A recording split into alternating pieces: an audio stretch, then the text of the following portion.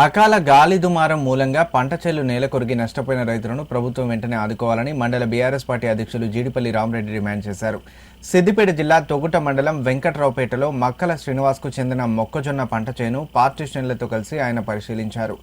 పెద్ద ఎత్తున గాలి వీయడంతో చేతికొచ్చిన మొక్కజొన్న చేను నేలకొరిగిందని, మామిడికాయలు రాలిపోవడంతో తీవ్రంగా నష్టం జరిగిందన్నారు. గత 15 రోజుల క్రితం కూడా గాలి దుమారం మూలంగా మొక్కజొన్న, పొద్దుతిరుగుడు పంటలకు నష్టం జరిగిందని ఆవేదన వ్యక్తం చేశారు. రైతులపై ప్రభుత్వ నిర్లక్ష్య వైఖరి మార్చుకొని పంట నష్టపోయిన రైతులకు పరిహారం ఇవ్వాలని డిమాండ్ చేశారు. కార్యక్రమంలో నాయకులు బండారు స్వామిగౌడ్, పులిగారి శివయ్య, ఎరోల చంద్రం, జహంగీర్, ఎంగలి నరేందర్, నరసింహారెడ్డి, సుతారి రాంబాబు, నవీన్ ఉన్నారు. రైతులు ఆరుగాలం కష్టం చేసి పంట తీరా వచ్చే సమయంలో ఈ ప్రకృతి మూలంగా చాలా ఇబ్బందులు ఎదుర్పడుతున్నాయి. గత 15 రోజుల క్రితం కూడా ఈ గాలి దుమారం మూలంగా మొక్కజొన్న, పొద్దుతిరుగుడు లాంటి పంటలు కూడా కింద పడిపోయినాయి. రైతు తీవ్ర నష్టం జరిగింది. నేను రాత్రి కూడా పెద్ద ఎత్తున గాలి దుమారం లేవడంతో చేతికి వచ్చిన మొక్కజొన్న చేను నేలకు పడిపోయింది. అపారమైన నష్టం జరిగింది.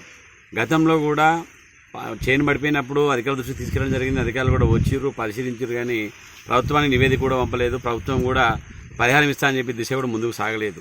ఈసారి కూడా ఇప్పుడు కూడా మన వెంకట్రావుపేటలో కావచ్చు, తొగుట మండలంలో కావచ్చు, చాలా ప్రాంతంలో ఈ మొక్కజొన్న, పొద్దుతిరుగుడు, తర్వాత మామిడి పంటలు కూడా వాడికి రాలిపోయినాయి. చాలా నష్టం జరిగింది. కాబట్టి ఇప్పటికైనా అధికారులు వచ్చి ఎంక్వైరీ చేయాలి, ప్రభుత్వం కూడా నష్టపరిహారం ఇవ్వాలి.